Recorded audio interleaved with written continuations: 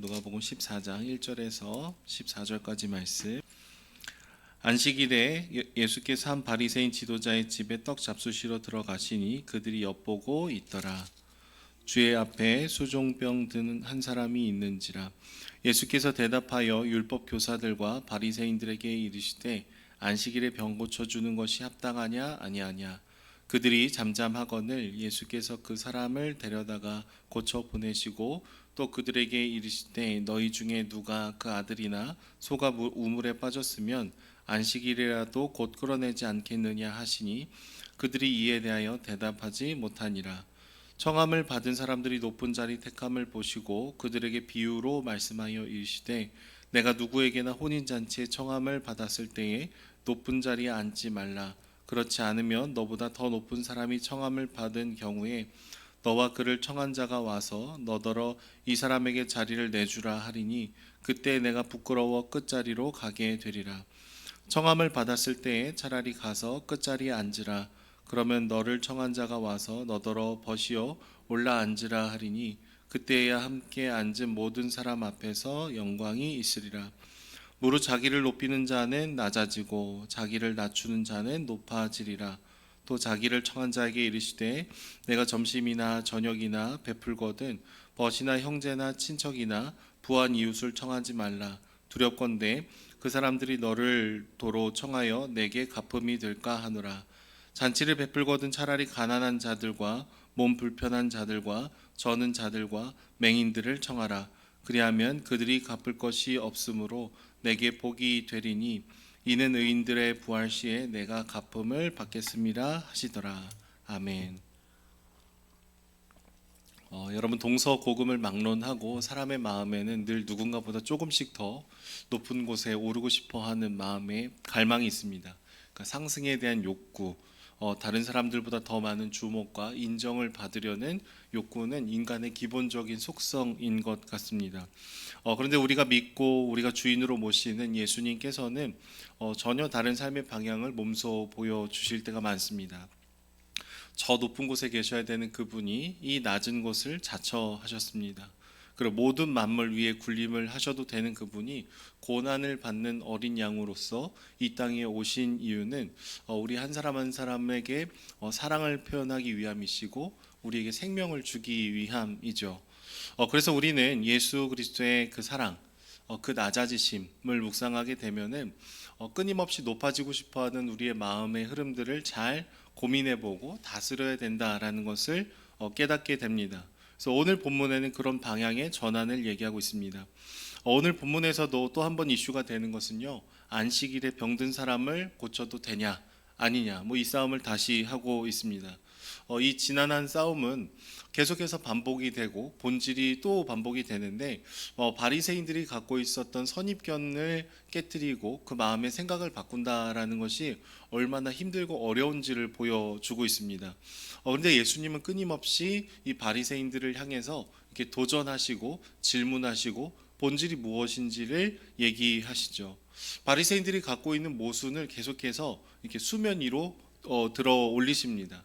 그리고 올바른 진리가 무엇인지를 그 다음에 제시해주는 방식을 계속해서 사용하고 계신 것이죠. 그래서 한 바리새인의 지도자 집에 초대를 받으셨습니다. 그래서 떡을 잡수시러 들어갔는데 그때 예수님을 바라보는 눈빛이 예사롭지 않은 거예요. 오늘 말씀 표현을 보면은 예수님을 엿보고 있었다. 이렇게 기록이 되어 있습니다. 그러니까 예수님을 계속해서 관찰하고 또 다른 얘기를 하지 않나. 율법에 어긋나는 말을 하지 않나. 계속 그 날카로운 눈초리로 예수님을 지금 바라보고 있는 그런 환경입니다. 바리새인의 집에 들어가자 하나의 사건이 일어나게 되는데 수종병에 걸린 한 사람이 이제 드러나게 됩니다. 율법 교사들과 이 바리새인들에게 주님께서 이 병 걸린 자들을 이렇게 치유하는 과정에서 하셨던 얘기는 지난번 본문과 했던 얘기랑 굉장히 비슷합니다. 안식일에 내가 병을 고쳐주는 것이 합당하지 않느냐라는 이 질문과 이 얘기를 하게 되죠. 여러분 그 당시에 수종병은요 몸의 어딘가에 계속해서 물이 차오르는 그런 질병이었습니다.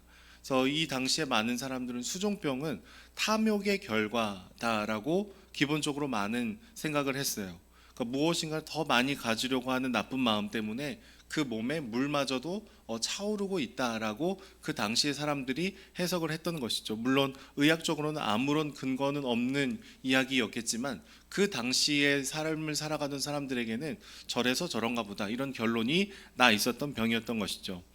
그런데 대부분의 사람들은 이제 수종병에 걸린 사람을 뭔가 문제 있는 사람, 욕심이 많은 사람, 죄가 가득한 사람 이런 식으로 바라보고 있었다라는 거예요.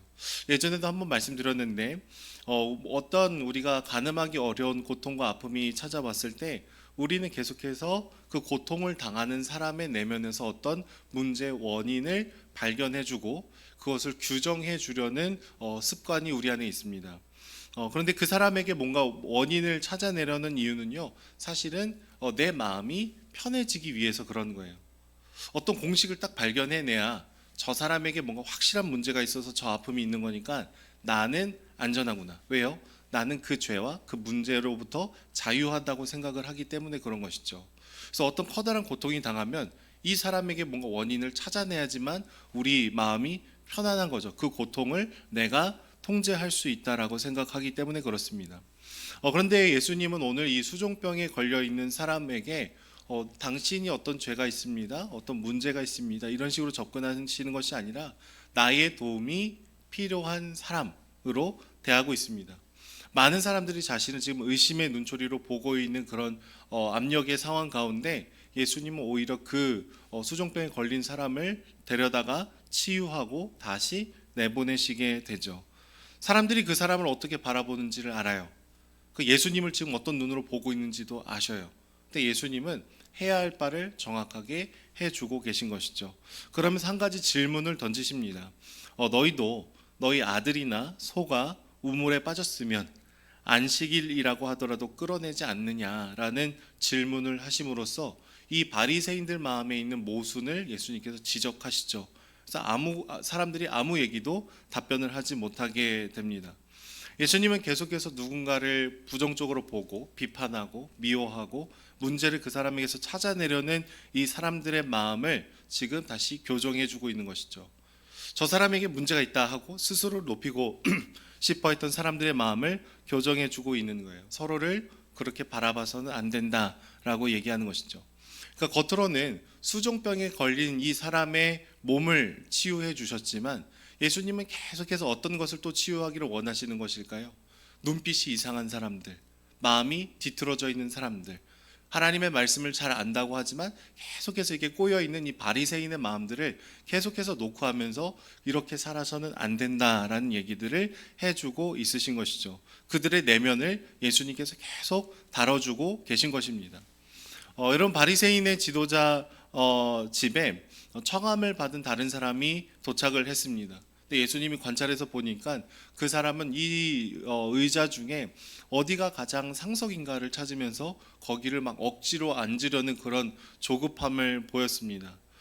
조금 더 높이, 조금 더 인정받는 자리에 끊임없이 가고 싶어하는 한 사람의 내면이 자리를 선택하는 것조차도 이렇게 마음이 흘러나오게 되는 것이죠. 그래서 예수님은 괜시리 먼저 높은 자리에 앉으려고 하다가 더 높은 사람이 와갖고 이게 자리를 옮기는 이런 수치스러운 일을 당하지 말고 애초에 낮은 자리로 갔다가 만약에 그 자리가 어울리지 않으면 이렇게 높여주는 일을 차라리 당하는 게 더 낫지 않냐라고 얘기하시면서 한마디를 하시죠. 무릇 자기를 높이는 자는 낮아지고 자기를 낮추는 자는 높아지리라 라는 얘기를 해주고 계십니다.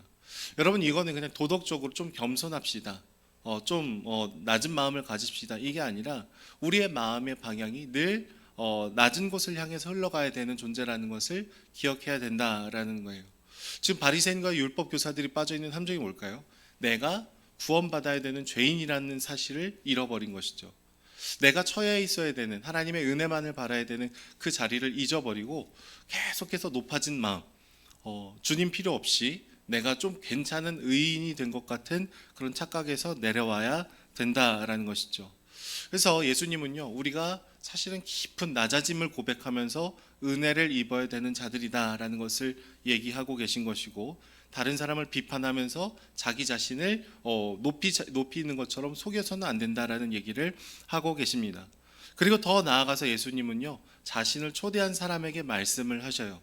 점심이나 뭐 저녁을 이렇게 음식을 베풀려거든 뭐 친구, 형제, 친척 아니면 부유한 이웃을 청하는 것보다는 오히려 가난한 사람, 몸이 불편한 사람, 저는 사람, 맹인들을 청하는 것이 옳다라고 얘기를 하죠. 그러니까 사회적으로 소외되고 힘들고 어려움이 있는 자들, 그리고 오늘날에는 이렇게 표현할 수 있지만 그 당시의 문제로 얘기해 보자면은 뭔가 문제가 있고 죄가 있어서 장애가 있고 아프고 질병이 있는 사람들로 여겨지는 그 사람들을 초청하는 것이 더 낫다. 그 이유가 뭐라고 얘기할까요? 부자들은 은혜를 갚을 것이 있다라고 얘기해요. 근데 이 가난하고 힘들고 아픈 사람들은 그 은혜를 갚을 힘이 없기 때문에 나중에 부활할 때 주님께서 그 은혜들을 대신 갚아줄 것이다라고 얘기를 해주고 있는 것이죠. 우리는 늘 선한 것을 행하면서도 우리가 나중에 받을 보상에 대해서 고민을 할 때가 있습니다. 잔치를 벌이고 이 주변에 유력한 사람들을 모아갖고 막 이렇게 음식을 베푸면은 겉으로는 내가 그 사람들을 섬기는 것 같지만 언젠가는 이 사람들이 나를 좀 도와주겠지, 그런 마음이 있겠죠. 그 마음의 초대는 순전하지 못하겠습니다. 그런데 내가 도와도 아무런 것도 나에게 갚아줄 수 없는 영혼, 그리고 남들은 죄인이라고 하지만 사실 나도 주님의 은혜가 필요한 죄인인 줄 알아서 그들과 나를 가족으로 동등되게 여기고 그들을 차별하지 않고 섬기며 나아가는 그 마음들을 주님께서 기쁘게 보시고 그 마음을 하나님께서 선하게 대해 주시겠더라라고 얘기를 하고 있는 것이죠. 이 당시에 함께 식사를 한다라는 것은요, 너랑 나랑 똑같다라는 의미예요. 당신은 나의 가족이다라는 의미입니다. 근데 정말로 죄인 취급받던 누군가가 이 집에 와서 같이 식사를 하고 교제를 누린다. 이것은 철저한 죄인인 우리가 주님의 식탁으로 초대를 받아서 그분의 자녀가 되고 그분의 아들이 되고 그분의 딸이 되는 것의 모형을 또 보여줄 수 있는 것입니다. 그래서 주님께서는 끊임없이 높아지려는 우리의 마음, 그러면서 사실 높아지려다가 은혜를 잃어버리는 그런 마음이 아니라 정말로 우리의 자리를 알고 정말 사랑하고 섬기다가 더 은혜가 채워지는 그 흐름으로 걸어가야 된다라고 얘기를 하고 있는 것이죠. 주 안의 사랑 여러분, 율법 교사들과 바리새인들은 계속해서 반복해서 누군가를 비난하고 비판함으로써 자기를 높이고 싶어하는 이 상승에 대한 욕구를 이제 벗어나지 못하고 있습니다. 예수님의 제자들조차도 예수님의 보좌 우편 좌편에 누가 앉을 것이냐, 이 싸움을 늘 했던 것을 보게 됩니다. 오늘을 살아가는 우리는 어떻게 할까요? 우리도 계속해서 높아지고 싶어하는 마음들이 가득할 수도 있습니다. 어떻게 보면 우리가 기도하는 내용들의 항상 출발은 내가 갖고 싶은 것, 내가 이루고 싶은 것으로만 출발할 수도 있어요. 높아지고 싶은 마음이죠. 근데 여러분, 우리가 계속해서 기도하다 보면은요, 우리의 방향을 성령께서 바꾸시는 것을 보게 됩니다. 나를 위한 기도로 늘 우리는 시작하는 연약한 존재들이지만 성령 안에서 계속해서 기도하다 보면은 하나님께서 바라보신 영혼들을 생각하게 되고 하나님께서 나에게 맡겨주신 사명들에 집중하게 되면서 마치 이제 출항한 배가 방향을 바꿔서 바른 항로로 가는 것처럼 느껴지게 되는 것이죠. 오늘 예수님을 바라보십시오. 주님은 바리새인의 집에 있었던 어울리지 않는 수종병 걸린 자를 정말 귀하게 여기고 계십니다. 그리고 더 문제 있어 보였던 한 영혼 한 영혼들을 하나님의 눈으로 바라봤던 것이죠. 마지막으로 우리가 한 가지 더 기억을 해야 되는 것이 있는데요. 우리가 낮아지고 이 약한 사람들을 섬길 때에도 우리가 한 가지 함정에 빠질 수가 있어요. 내가 이 사람을 도왔다. 내가 이 사람이랑 뭔가 좀 존재적으로 차이가 나서 내가 이 사람을 도왔다. 여러분, 이거는 굉장히 시혜적인, 나는 너랑 다르지만 내가 너를 도와줄게, 우위에 서 있는 존재라고 생각할 때가 있습니다. 그러니까 우리는 누군가를 도우면서도 생색내기가 쉽고 자기의 의에 빠지기가 너무나 쉬운 존재라는 것이죠. 제가 요새 그 헨리 나우엔이라는 분의 책을 계속해서 보고 있는데 그분은 하버드 대학과 예일 대학교의 교수셨어요. 근데 이분이 어느 날 이 라르쉬 공동체라는 곳에 갑니다. 여기는 장애인과 비장애인이 함께 공동체를 이루면서 살아가는 곳이었어요. 그래서 이 공동체에 들어가기 전만 해도 이 헨리 나우엔은 내가 막 어떤 논문을 쓸 것인가, 어떻게 이 인정을 받을 것인가, 이것에 골몰하면서 막 강연도 많이 하고 굉장히 유명한 사람이었습니다. 근데 아담이라는 이름을 가진 한 장애인을 돌보면서 이 헬리나 호인이 이렇게 고백을 해요. 우리는 존재하는 것만으로도 가치가 있다. 우리가 어떤 업적을 세워서 내가 가치가 있는 것이 아니라 그냥 있는 모습 그대로 하나님이 나를 사랑해 주신다라는 그 사실만으로 나는 소중한 존재다라는 것이죠. 처음에는요, 이 교수님이 장애인들을 도와주러 갔어요. 내가 좀 더 많이 알고 사회적으로 지위가 높고 돈도 더 많고, 그러니까 내가 너를 도와줄게.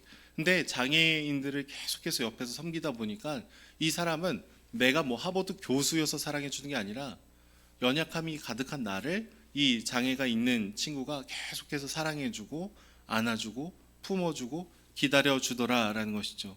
그래서 오히려 내가 도와주러 갔는데 그 장애인 아담을 통해서 오히려 도움을 받고 은혜를 받게 되었다라는 얘기를 합니다. 이토록 순수하게 나를 사랑해 줄 수 있는 존재가 있을까? 재지 않고 따지지 않고 계산하지 않고 나의 모습 그대로를 받아주는 이 한 청년을 보면서 자기 자신이 하나님 앞에서 얼마나 많은 사랑을 받았는지를 고백을 하게 됩니다.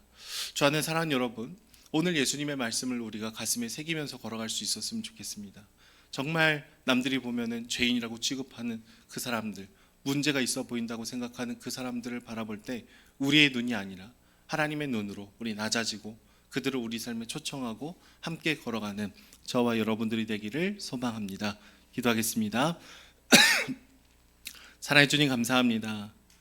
지극히 작고 늘 문제가 반복이 되는 우리들임에도 불구하고 하나님의 사랑으로 우리를 초청하여 주시고 우리와 동행하여 주시니 주님 감사합니다. 오늘 이 새벽에 다시금 나와 하나님의 사랑을 기억합니다. 높아지고 싶어 했던 우리의 마음을 주께 내려놓고 하나님의 사랑 안에 우리의 존재의 뿌리를 내리길 원합니다. 하나님 성령의 충만함을 더하여 주시고 지극히 작고 소외된 한 명 한 명들이 사실은 나와 똑같은 가치를 갖고 있는 귀한 영혼들임을 우리가 기억하고 그들을 섬기고 그들을 초대하고 그들을 사랑하는 저희들이 될 수 있도록 날마다 동행하여 주시옵소서. 감사드리며 예수님의 이름으로 기도드립니다. 아멘.